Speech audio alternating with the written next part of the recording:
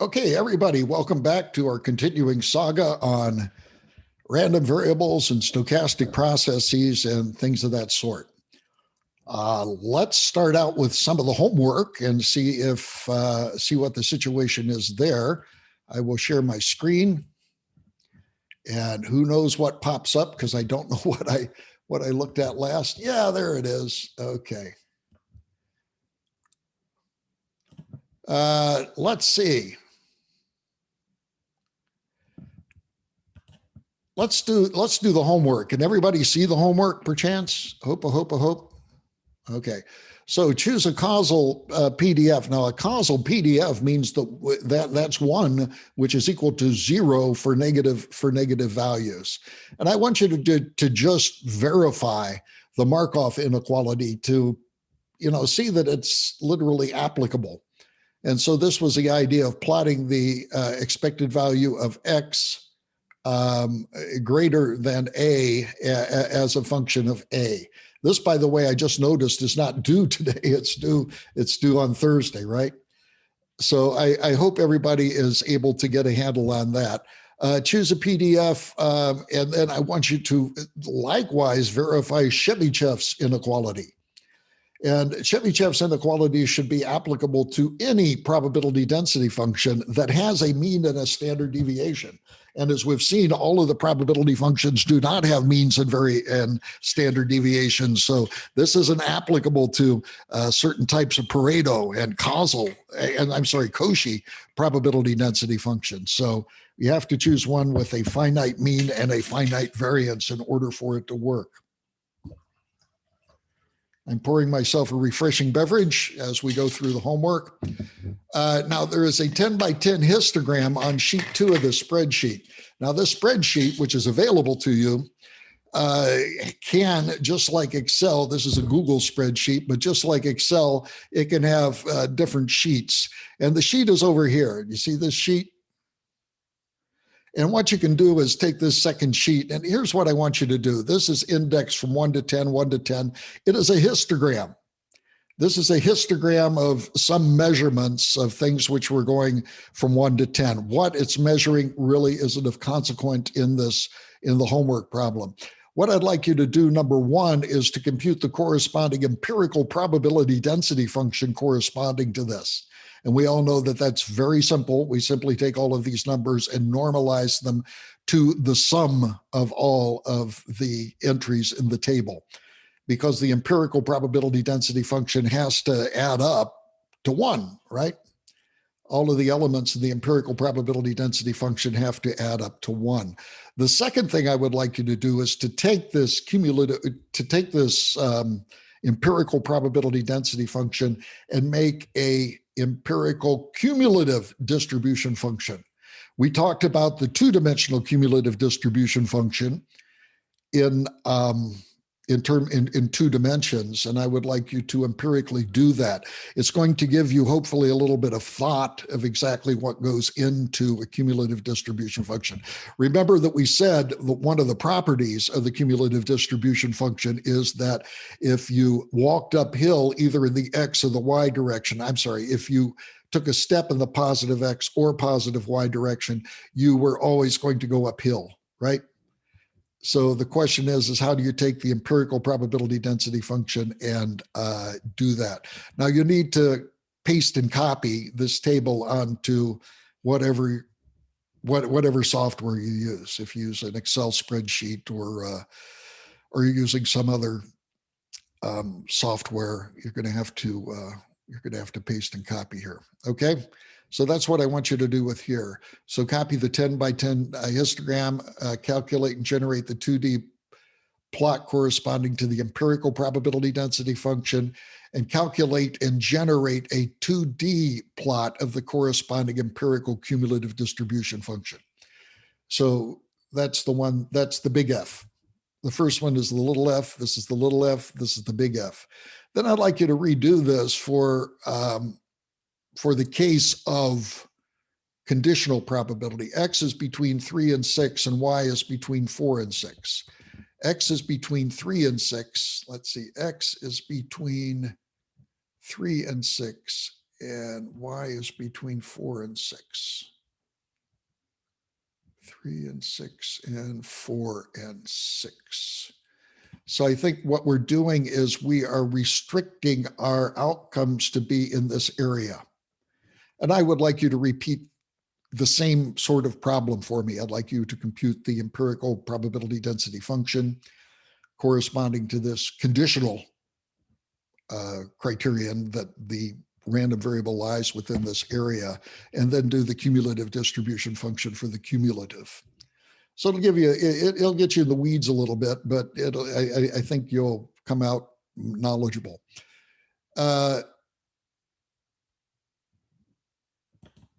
Okay, and then okay, I actually did this backwards, and I can correct it in real time. Okay, this is what we just went over to. And then the next one is x is less than y. So coming over to this sheet and looking at all the points where x is less than y gives you also a subregion in here, and you can do the cumulative distribution function. And all of these should be easy after you do the first one. It should be a piece of cake. I'm not going to do 4. This one is going to be, saved for later. And I think that, okay, how come it's not doing anything? Can't sync your changes. Why can't it sync my changes? I don't know either. But number 4 is, we'll wait for later. Is that okay? So 4 will not be due next time. Any questions on the homework at all? Okay. I think it's pretty straightforward, and a lot of this you've seen before, so so this is well and good. Anybody have any idea why you can't sync my changes?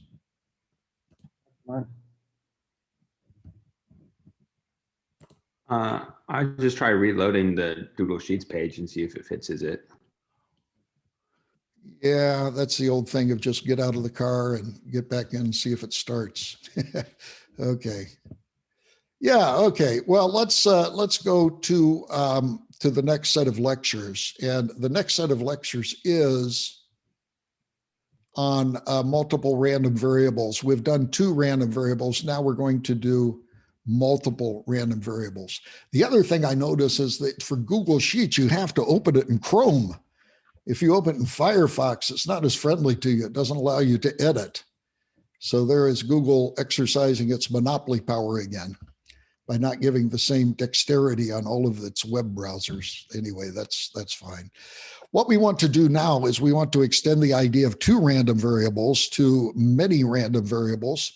And that's what we're going to do. And then eventually, when we get to stochastic processes, the stochastic processes correspond to an infinite number of random variables, lots and lots of random variables.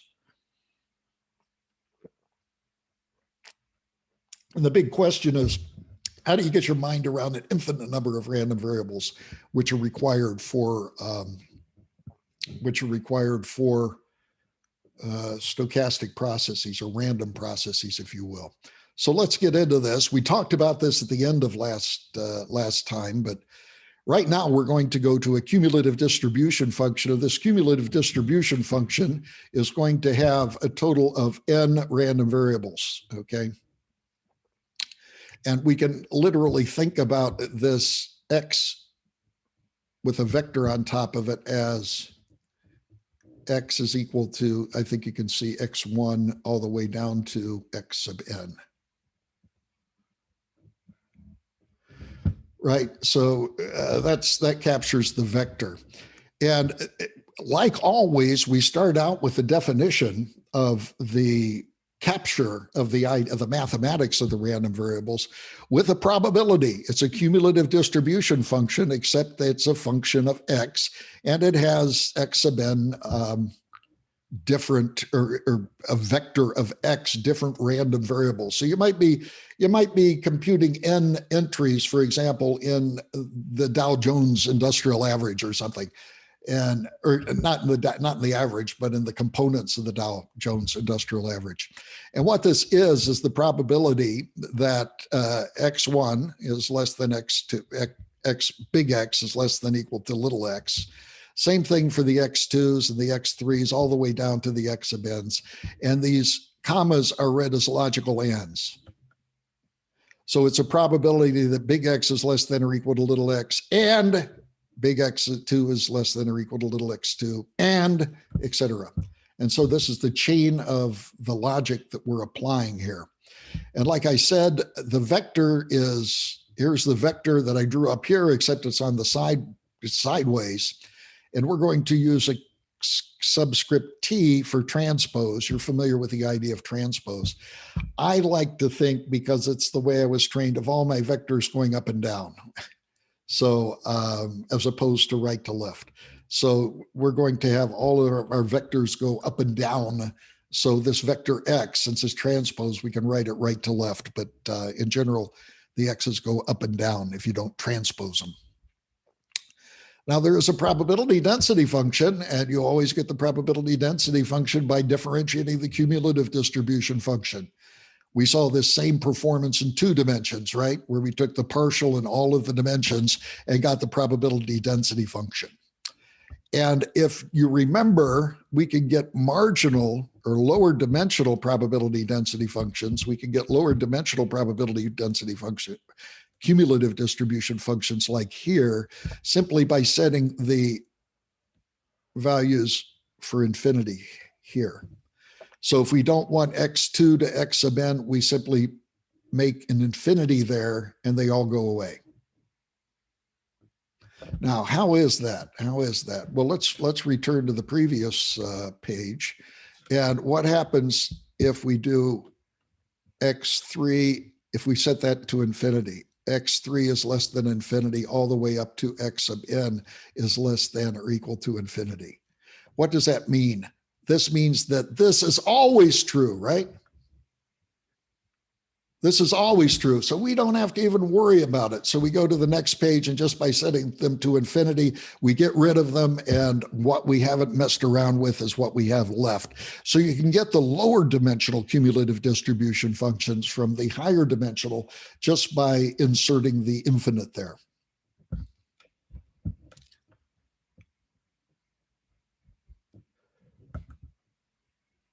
This is also true in the one-dimensional case. You remember in the one-dimensional case that if we had a 2-dimensional random variable, say an f of xy, and we wanted to figure out what the density function for x is. Do you remember in terms of the 2-dimensional plot of the histogram, we just summed over the in this case, we summed over the columns, right? We summed over the columns in order to get the distribution function. And we decided that we could get the lower dimensional function by simply integrating out the variable that we didn't like.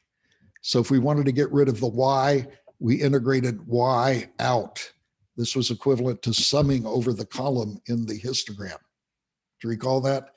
And when we summed over the column in the histogram, we got the marginal histogram, if you will. And so it's the same thing here. This is the generalization. If you don't want a variable, if you don't want x3, you don't want y3. Here we didn't want y, didn't we? We didn't want y. So what did we do? We integrated out y. So here we don't want x3, so we integrate out x3. We don't want x4, so we integrate out x4. We don't want x sub n, so we integrate out x sub n. So we integrate out everything that we don't want. And this is equivalent in a high dimensional space of summing over columns, if you will, in order to get the lower dimensional values. Okay?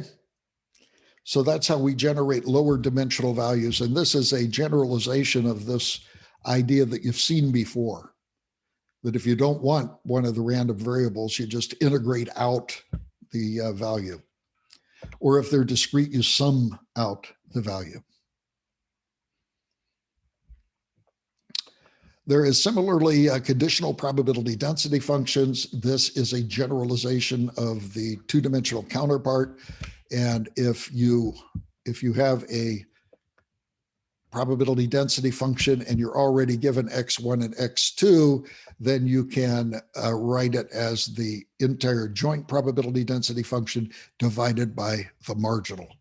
And the joint divided by the marginal will give you this characteristic function. That's kind of a definition of the conditional probabilities, except as applied to probability density functions. Independence. Do you remember that in one dimension, that if x and y were independent of each other,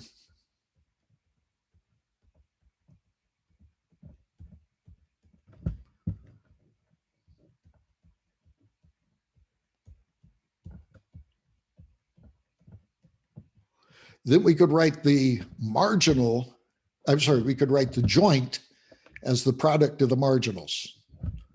We could write the joint as the product of the marginals. Now we're getting to the point where we're in three dimensions. Well, if we're in three dimensions and everything is independent, say x, y, and z,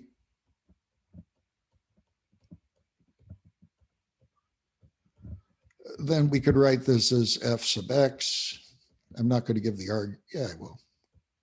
I was going to say I wasn't going to give the arguments, but I figured, what the heck? Life is short.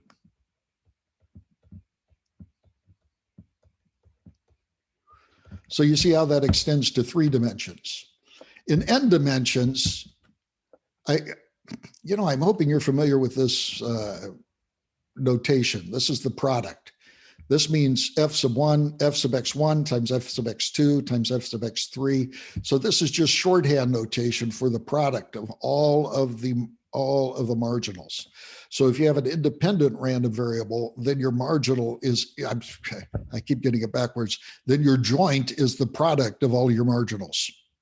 So the joint is the product of all the marginals, just like we saw in two dimensions. So we're seeing a lot of generalizations. And this is one of the beauties of higher dimensional math, is that you can look at lower dimensions where you have an intuitive feel for what is going on, and then you can generalize it to these higher dimensions, which is always nice. Expectation. This is the expectation of a function, a multidimensional function, g of x. And I don't know if we talked about it, but we've used this in previous slides, but this means the integral from x1 is equal to minus infinity to infinity, all the way out to x sub n is equal to minus infinity to infinity. Is that okay? That's just a shorthand notation. And the dx here stands for dx1, dx2, dx3, all the way up to dxn.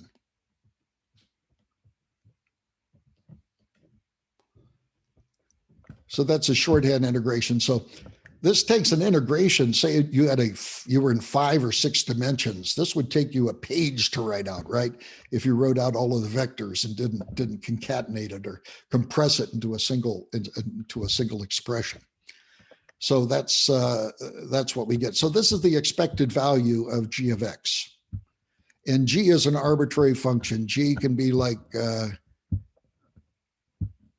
don't know, g can be anything you want to. G, for example, if n is equal to 3,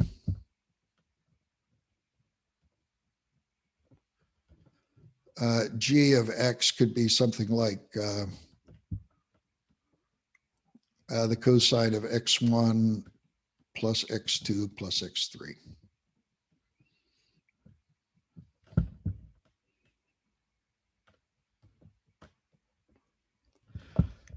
So no matter what that function is, if you want to find out the expected value of the cosine of x1 plus x2 plus the sine of x3, you simply substitute it into that equation, you multiply it by the probability density function, turn the crank, and out pops the expected value of that function. So that function can be anything. It can be any function of x1, x2, and x3. Okay?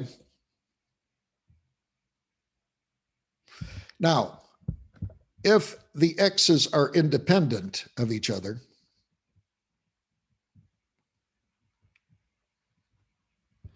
and the k's are independent of each other, or a product. For example, what do I mean by independent of each other? G, for example, of x could be equal to the cosine of x1 e to the minus x2 times, I don't know, the gamma function of x3. It doesn't matter what it is. These are just kind of placeholders, okay? Now you notice that these are separable in the sense that this is g sub 1 of x. This is going to be g sub 2 of x. And this is going to be g sub 3 of x. Now, if you had a g of x, which was equal to, say, the e to the minus x, x1 raised to the x2 power, I don't know. And then x sub 3 times x sub 3.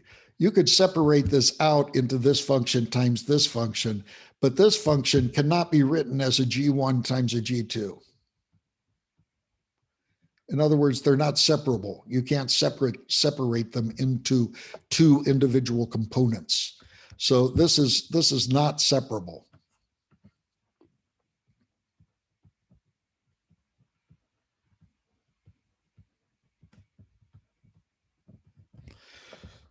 What this gobbledygook equation says is that if you have separate equations and the g sub k's are separable like this, then the expected value is equal to the product of the expected values, which means that the expected value of g of x, in my little example, is going to be equal to the expected value of g1 of x.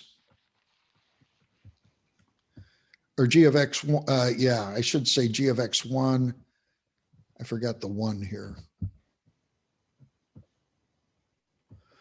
G sub 1 of x of 1, and this only needs to be computed over the one-dimensional density times the expected value of e to the minus x2 only over the second random variable times the expected value of gamma of x3. This one only has to be generated over the density function corresponding to the second marginal, and this one over the third marginal. So the idea basically is as follows. If you want the expected value of g of x, you just compute the expected value of the first term times the expected value of the second term times the expected value of the third term.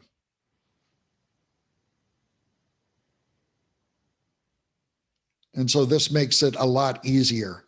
So if the x's are independent and the g sub k's can be written as separable functions, in other words, like the cosine of x, e to the minus x2, gamma of x3. These are separable functions because they can be written as products of each other.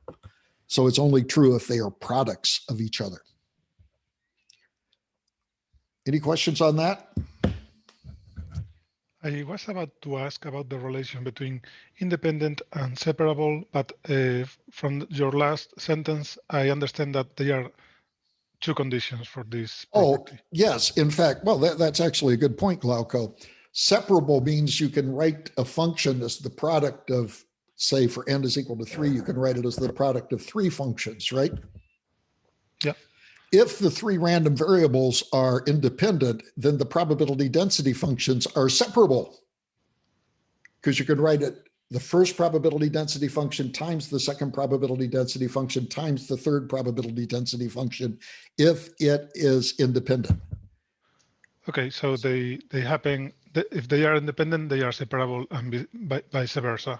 Yes, they are separable. The probability density functions, the joint can be written as the product of the marginals. That says that they're separable. Okay, thank you. Okay.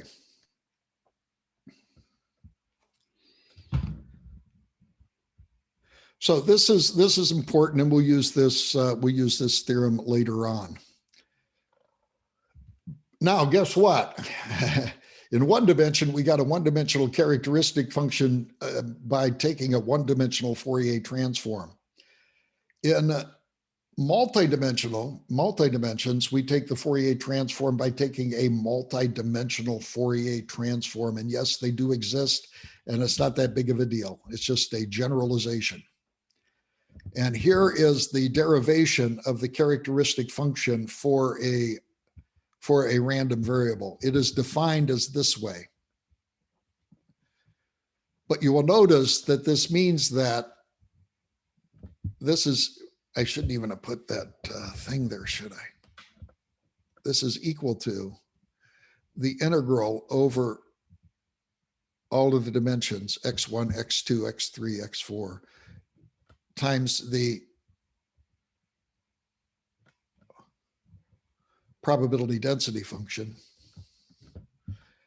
times e to the j omega transpose x dx. So this is another way to write it.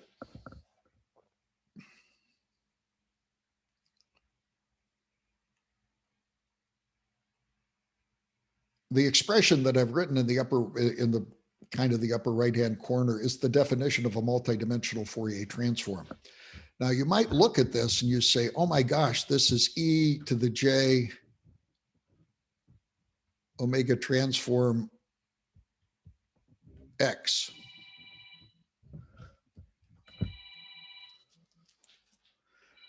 My phone is ringing, but it's inconsequential.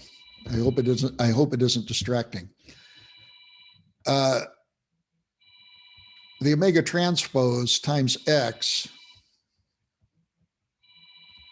is equal to omega 1 up to omega n. That's the transpose times the x1 down to the x sub n. And if you multiply this out, you notice that this is nothing more. This is nothing more than omega 1 x1 all the way up to, okay, what happens is my little pen gets into the way of these other things that I have in my situation. So let's see. I need to complete this just for my sanity.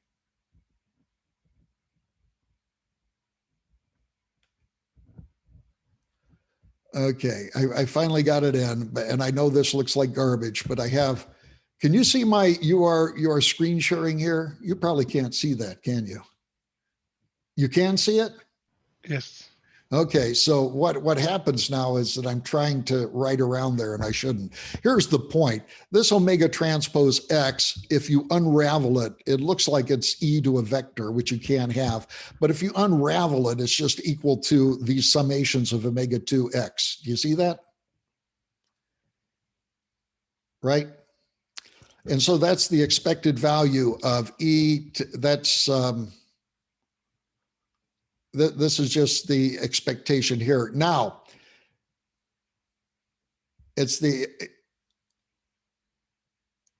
this thing can be written as what?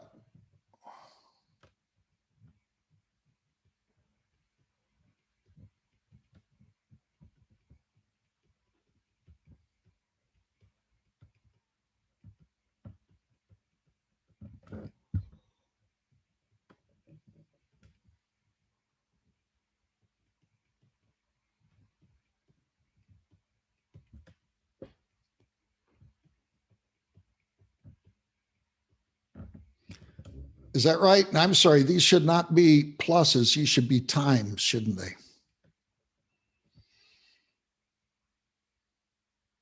Right? Now, notice, this is a separable function. This is in the parlance of what we talked about before. This is G1 of X1, right? This is G2 of X2.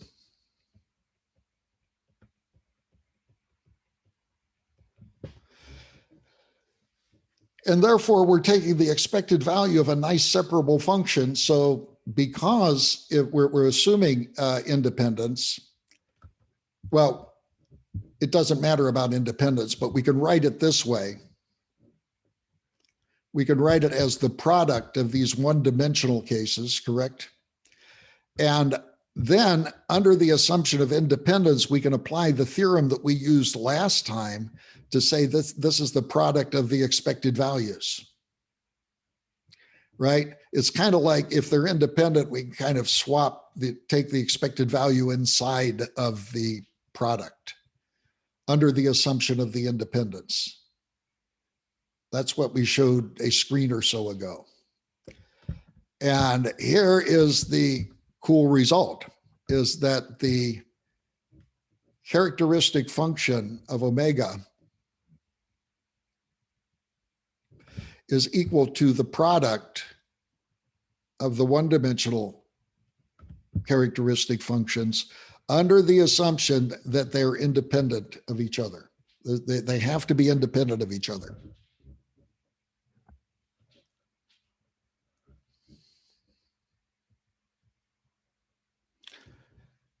So this is literally something that we've kind of seen before, but this puts it on the level of the multidimensional variable, multidimensional characteristic function, probability density function, et cetera, et cetera. And this is true if they're independent of each other. So if you have things which are independent of each other, we actually have two things going on. Everything becomes very nice and separable. That the joint becomes the product of the marginals if they are independent, right? The joint is the product of the marginals if they are independent. And now we've just shown that the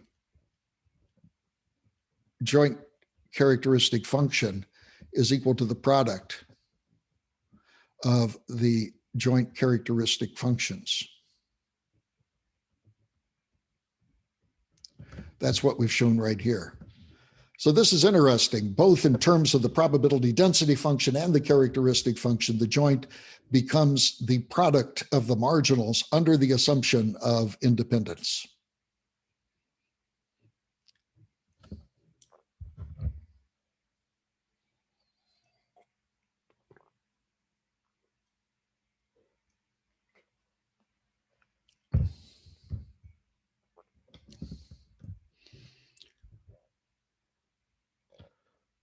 Let's look at some cases that we are allowed to look at for joint probability density functions. We're going to derive something that we've seen before, but we're going to derive it in a different way.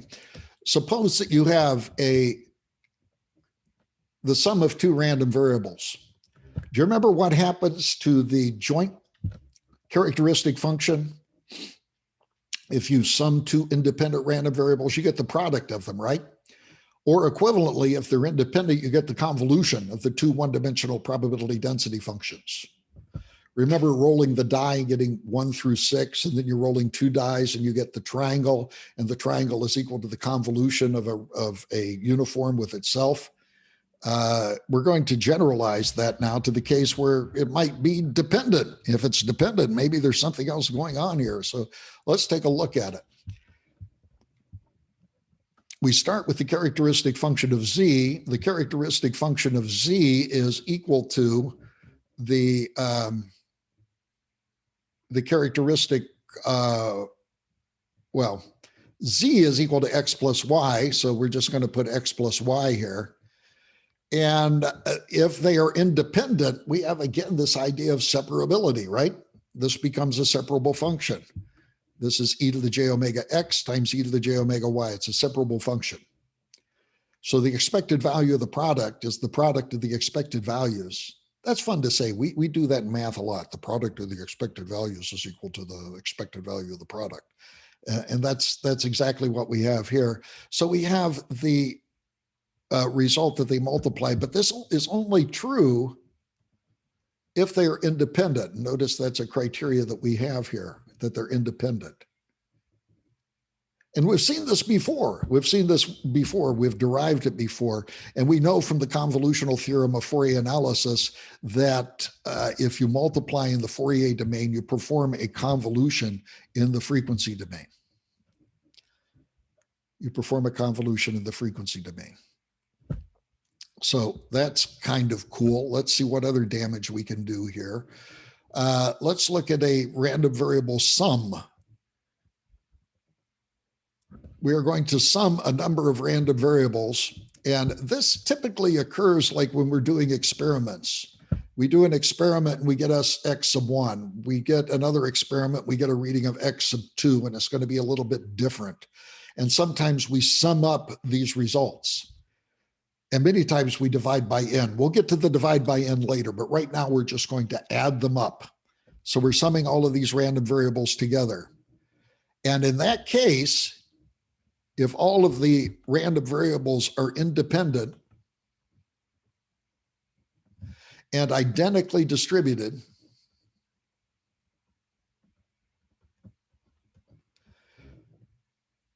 what does identically distributed mean? It means that each one has the same probability density function. Then it turns out this is the characteristic function. This is a generalization of just what we saw before. By the way, you'll see this a lot in the literature, and they will talk about IID random variables. IID random variables. IID means independent, as you can see up here, independent and identically distributed.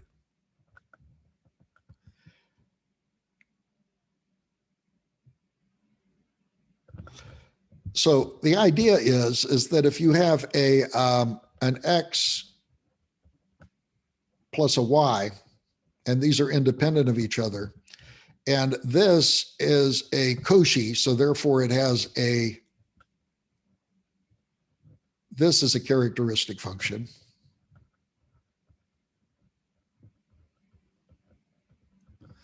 And this, on the other hand, had another characteristic function. Say it was a Gaussian. Whoops, this should be a y.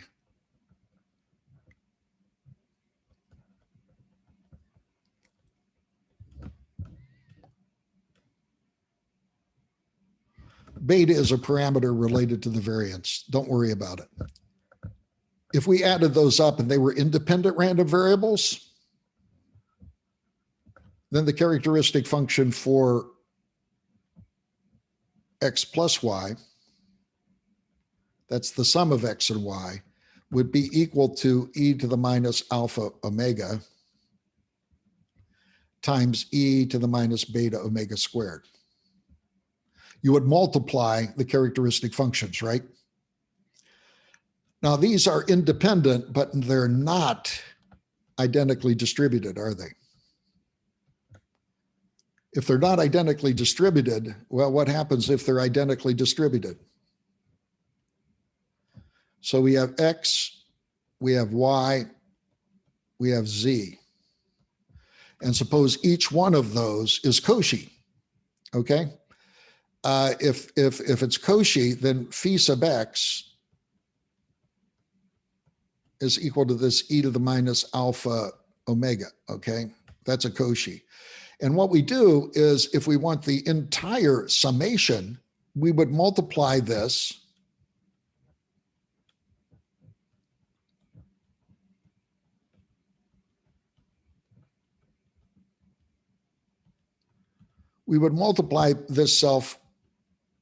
this characteristic function by itself 3 times. And so we would get this result, correct?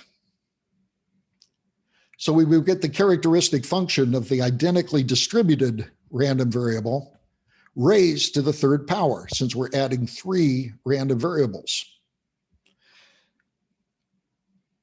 If we extend this to n random variables, then we are taking the characteristic function and simply raising it to the nth power. In this example, n was equal to 3.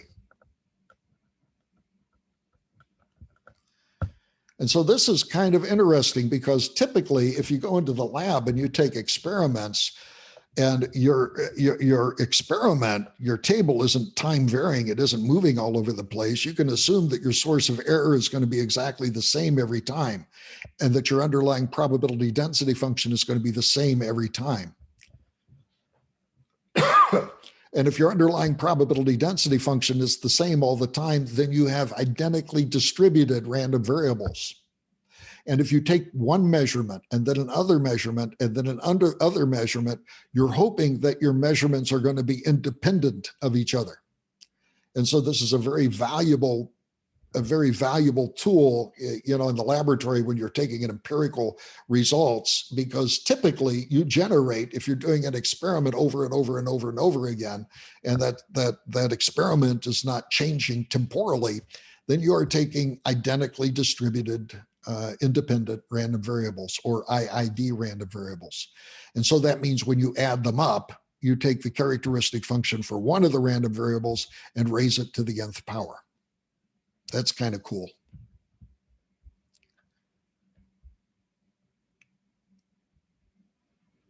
This is something that you've done already as a homework problem, but let me just review this. We know that if you are adding up a bunch of Gaussian random variables, you get a Gaussian random variable. You remember doing this as a homework? Or did you? Okay, you did this. Okay, a Poisson gives you a Poisson. Now, it's not the same Poisson, it's a Poisson with different parameters, but it's still in the Poisson family.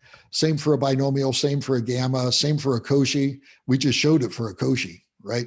And the same if the binomials are negative binomial.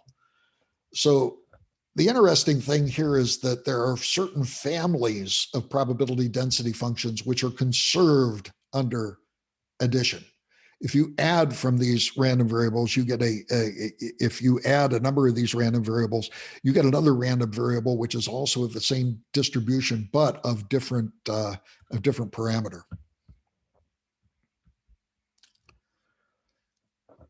Okay, let's talk now about kind of a different topic, and this is a function of a random variable. There are 2 types of transformations. One is a single function random variable.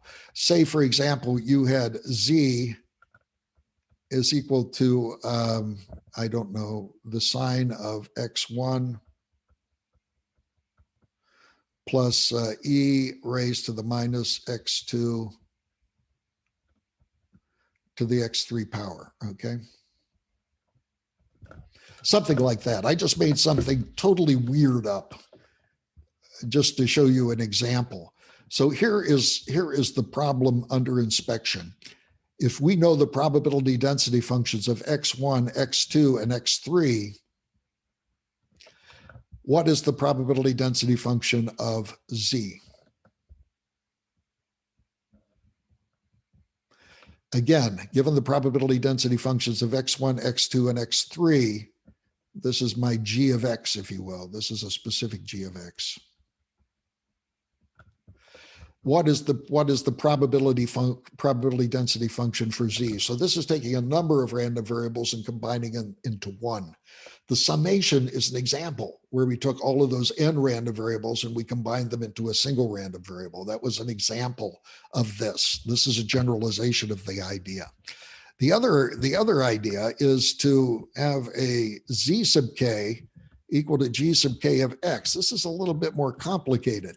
This would be the idea that z sub 1 is equal to e to the x1, again, I'm just making this up, e to the minus x1 times the log of x2, okay, or something like that.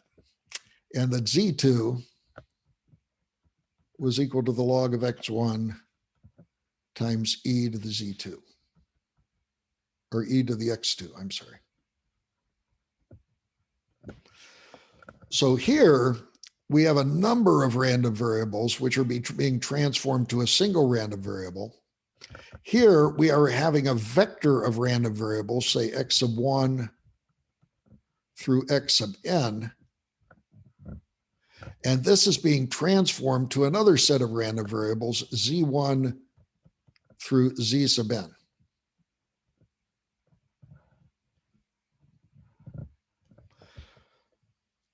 And the question here is, given f sub x, and given the g function, this g sub k, if you will, what is the distribution, the multidimensional distribution function of z? So here we have on the top, we have a many to one transformation. On the bottom, we have a many to many transformation. We have a vector transforming to another vector by a function. And I tell you, one of the most common, and we're actually going to go through this,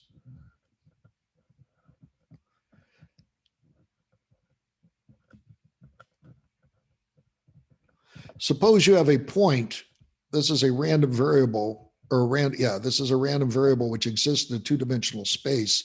And what you want to do is you want to transform it into polar form.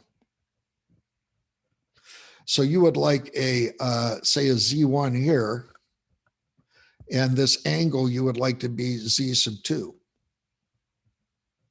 So if you have a density function that's expressed in rectangular coordinates, how do you transform it into polar coordinates?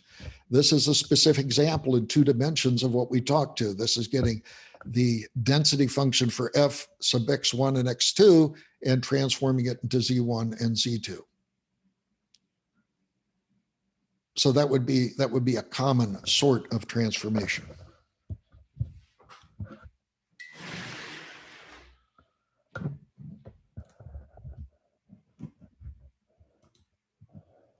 Okay, I did that to check the time. Okay. Now, to do a lot of this stuff, we are going to use something called Leibnitz's rule.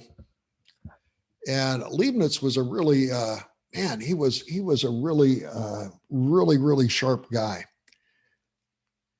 I know a number of mathematicians that hold Leibniz in incredibly high regard, both for his brilliance and his expertise and his deep thinking and philosophy. But here is something which is Leibniz's rule. And I don't know if you've ever wondered about this. This is very interesting. What happens if you do a differentiation like I've shown here?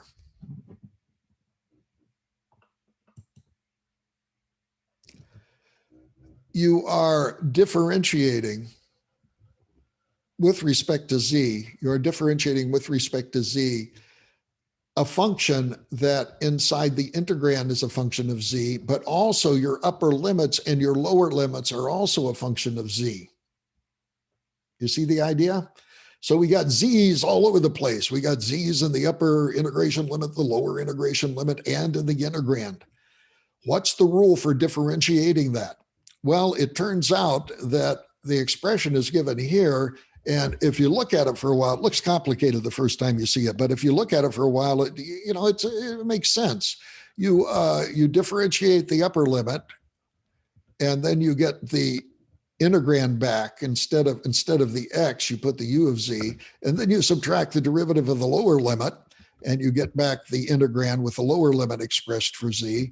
And then you have the integrand with the derivative going inside. And so that's Leibniz's rule for differentiating weird functions, weird integrals, where again, both the lower and the upper integral limits are functions of z, and the integrand here is a function of z. So both the lower and the upper limits are functions of z, as is the lower limit. Okay, so yeah, lots of z's going on here. So this is probably a good thing to remember in terms of differentiation. And it's going to be something that we find useful as we look at these transformations of random variables. By the way, he said, boy, it sure would be nice if I had a computer. This guy died like in the 18th century. He said, it is unworthy of excellent men to lose hours like slaves in the labor of calculations, which could be safely regulated to anyone else if machines were used. I tell you that these mathematicians used to be incredible people with arithmetic. Like today, if we want like the number for e cubed or the sine of 25 degrees, thump, thump, it's there in our calculator, it's there in our spreadsheet, it's everywhere we want it. These guys would have to go to a separate page and they would have to apply numerical calculations with pen and pencil in order to figure it out. And it was just frankly amazing. In fact, when I was a boy, if you wanted to do integrals, especially weird integrals are difficult. You would have to spend hours trying to figure it out or go to one of the standard books at the time. And even going to the books were really, really rough because if you went to the books, how do you lexicographically enter integrals? How do you order them like in a dictionary? It's really difficult. And you had to dink around and go back. And there were two classical books, Afromowitz and Stegun, and another one's from some Russians, Gradstein and Ryzhek. And boy, my copies of those books were very well worn. Today, you don't need that. You go to Wolfram Alpha or you go to the Wolfram Integral Solver. Wolfram has a page just for solving integrals. And you put the integral in there and bloop, there it is. You don't have to look through the books and everything. So Leibniz was really, a sharp guy. And he knew, boy, if we had computers, it would simplify our lives. And boy, has it. Okay, so let's first of all look at one function of several random variables. This is an idea where we get a number of random variables and we're going to try to transform it into a single random variable. We first of all look at the cumulative distribution function of z. The cumulative distribution function of z, by definition, is equal to the probability that z is less than or equal to z. That's always a definition we can go to. So mathematicians would put a little colon there to say that this is equal to that by definition. And of course, z is equal to g of x. So substituting g of x for z gives us this probability. And what we have to do to find this cumulative distribution function is we have to crank on this thing and we have to find the region where this happens. So we have to find some sort of region in Z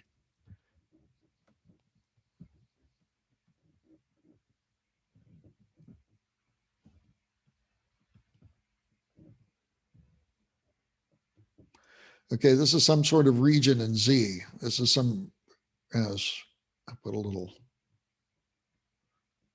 window reflection in there. It's some sort of blob, which is in Z. And I shouldn't have labeled that this. I should label them X1, X2, and X3. And we want to find this function G of X. And we would like to find when this G of X is less than or equal to Z. That's what we would like to do. So in order to do that, let's give it a try. Whoa. Looks like I had a graphic there already that I forgot about. Okay, so there is a repeat of the previous equation, and that's a repeat of the previous equation. And this is a two-dimensional representation of what I was talking about. And let's look at a simple example. Well, before we look at a simple example, don't forget that once we get the cumulative distribution function here, really, usually what we're after is the probability density function down here. That's what we're after.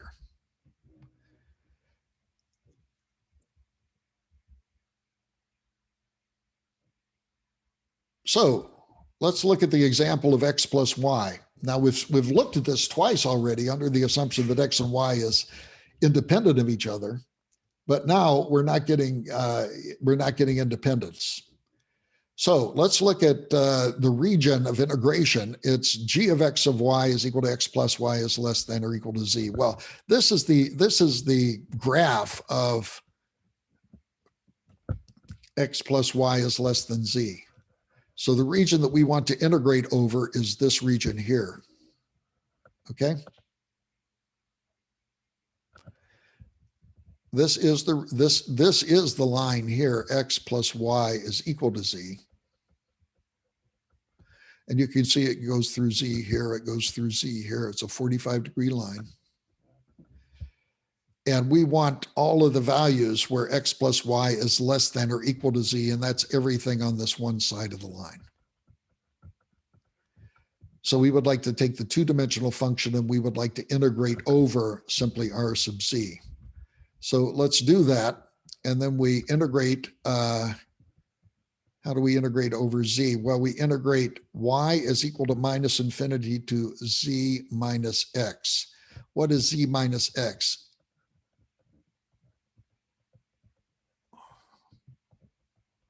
Y is equal to z minus x is the equation of this line, correct? And we want to integrate y is equal to minus infinity all the way up to this point, to y is equal to z minus x. So that's what this first integration is. And this should probably, okay. And then the next integration means just over all values of x, correct? So that again is from calculus. Okay, so we get this relationship, and let's go ahead and go through this. We get this. This is a repeat of the last equation. Now what we're going to do is we're going to differentiate this. And here is where we use Leibnitz's rule. Okay, remember Leibnitz's rule? We're going to take this thing and we're going to, this is the derivative with respect to z. We're going to hop it on over here because this first integrand is not a function of z, and simply integrate or operate on this thing. I'm going to change the differentials here so I can put a, make that a dy dx here, okay? And then we would just like to take a look at this derivative. Well, it turns out that the integrand is not a function of z. The lower limit is not a function of z. The only thing that is a function of z is the top. And if you remember, we take the derivative of the top with respect to z, and the top with respect to z, the partial is equal to 1, and we are simply left with this result. And don't forget, we get the integrand back. Where do we get the integrand back? We get the integrand back according to the Leibniz rule at y is equal to z minus x. So we get the density function back at x, and then instead of y, we get a z minus x. That looks kind of interesting, doesn't it? I hope you find it interesting. I see some yawns and some red eyes out there, but this is very interesting because that kind of looks like convolution, doesn't it? But it isn't convolution. It is not convolution. It is not convolution. It becomes convolution in what case? It becomes a convolution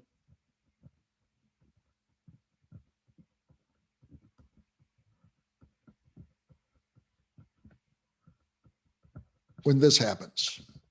And when does this happen? This happens if they're independent. Don't forget that this is the result if they are a dependence. If there's a dependence, you get this. If they're independent, voila, it's just beautiful. It becomes the convolution integral. If they are independent, then that previous integral simply becomes the convolution integral. So we have derived totally separately, in a totally different way, the same result that we did before, which is that if z is equal to x plus y, that the underlying probability density functions convolve. We derived this from the characteristic function. This was a much more difficult way of deriving it. Okay, there's other things we can do here. And there's other things that we can do here. We can do things kind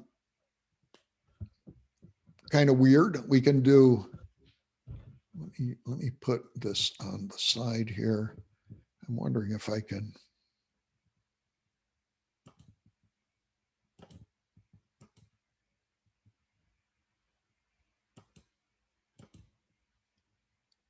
Okay, now I can see nobody. I took away everybody's thumbnail view.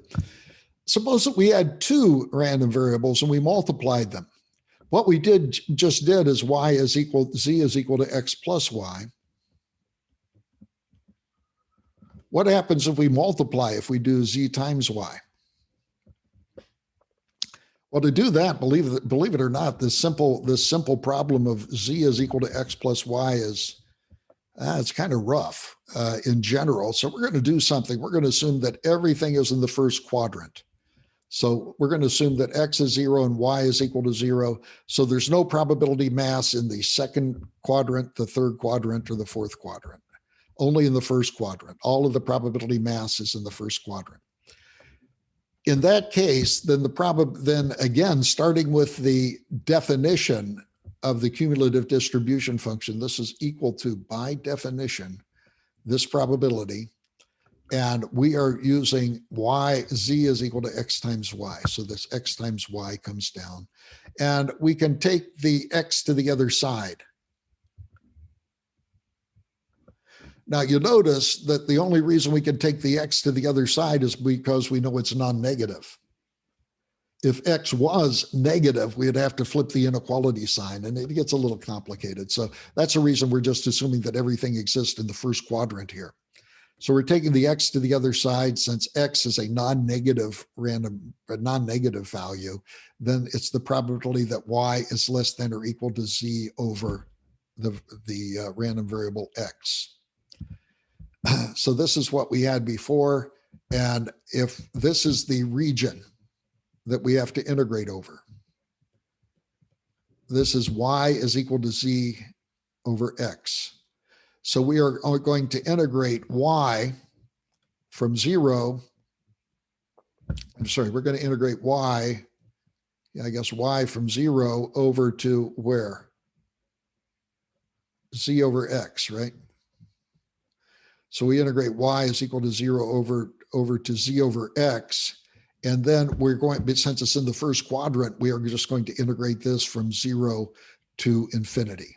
X can go from 0 to infinity. So this again is hopefully something which is a review from your calculus courses where you did an integration before. Okay, now we go through a little math here. And I probably should go full screen because I think I have. Oh, that's my battery life. Where do I go full screen? I guess I have to go down here and click this guy.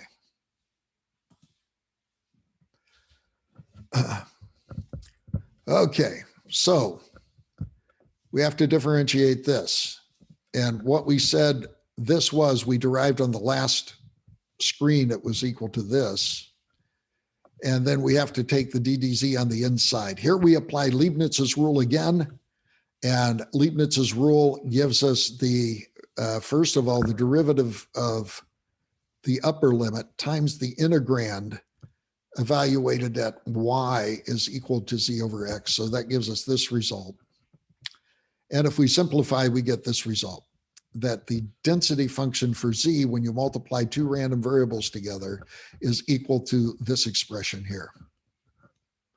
Wow. I sure wish it turned out prettier, but it doesn't turn out prettier. That's as pretty as it gets. Again, if we don't restrict x and y to be positive, it even becomes more ugly because we have to be careful when we multiply, take that x to the other side, that it flips around the inequality sign and we get all sorts of ugliness. So let's look at a specific case. Let's look when x and y are IID and uniform on 0 and 1. So here's what we're going to do. We are going to generate a random number in, I don't know, MATLAB or even Excel. We're going to add those together and we're going to call that Z. That's a random number Z.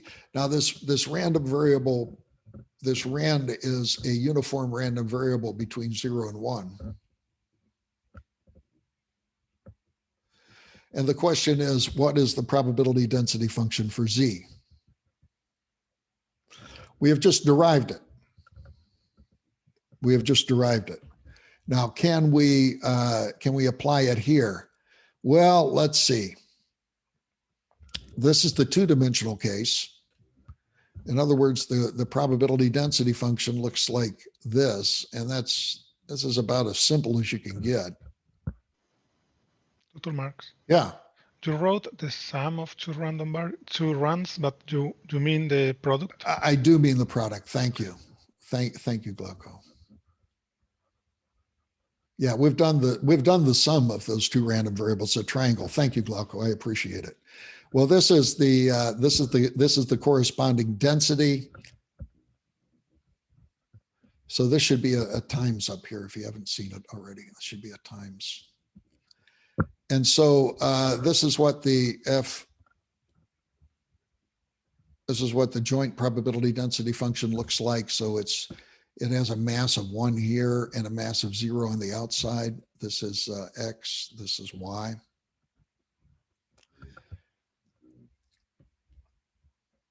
And so, oh my gosh, what does this mean? Well, this is the thing that we have to integrate over. So let's spend just a second interpreting it. This density is equal to 1. And notice that if you substitute Y is equal to Z over X, that this result doesn't change. It doesn't matter what, there's no Z or Y. There's no X or Y in what it's equal to. However, the limits change. Up here, it's 0 is less than Y is less than 1. Now it's 0, and then this is Z over X less than 1. Or it just summarizes, this is the result that we want. So F of the density function of the uniform evaluated at these results is equal to what you see here on the bottom. Poorly circled. Okay, this is just a re-evaluation of just a restatement of what we saw in the previous slide. And now we have to integrate over this interval. We have to integrate from what is X? X is equal to Z to 1. So we integrate from Z to 1. What is this F sub X of Y equal to? This is equal to, well, this is equal to 1 where it is 1. It's equal to 0 otherwise. But where it is equal to 1, we integrate from X is equal to Z to 1. And this is something that can be done if you remember the integral of 1 over X is the log. So it's a minus log. I think this is very interesting. It's very interesting because that means that if you take two random variables and you multiply them, uniform random variables, that this is the result that you get. I guess this should be Z.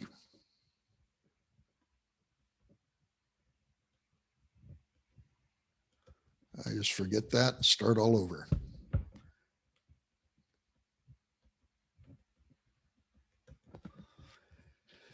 So this is the minus log of Z. And this is kind of cool because we don't think of probability density functions going to infinity at every point.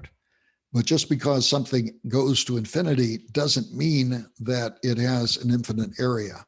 In fact, this area here, if you look at the inverse of the minus log, which is e to the minus x, can you see that this is kind of the inverse of that? They're the same exact curves, except kind of flipped around, transposed. The area of e to the minus x is equal to 1. And this area up here is the same as the area of this e to the minus x flipped around. So this also has an area of 1, even though it goes to infinity. So if you want to generate a probability density function that is equal to, that has a singularity in it, it goes to infinity, you can simply take the product of two random variables, uniform random variables, as we did up here, and as Glauco corrected me. And that has a probability density function, which is infinite at the origin. I think just a very interesting result. Now, we could keep on going. We could take the ratio of two random variables. And I think what we'll probably do is wait for this for next time. There's a nice little trick that's applicable here that I would like to go through.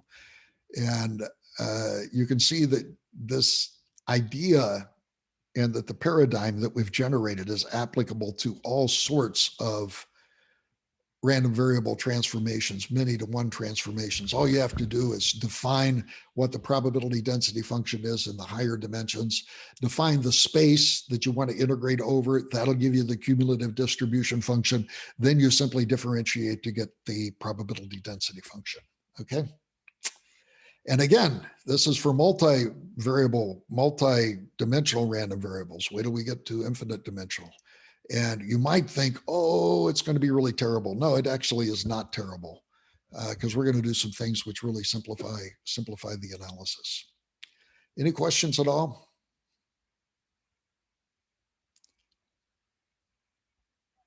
No questions. That is excellent. Okay, so goodbye until we see you next time. Be of good cheer.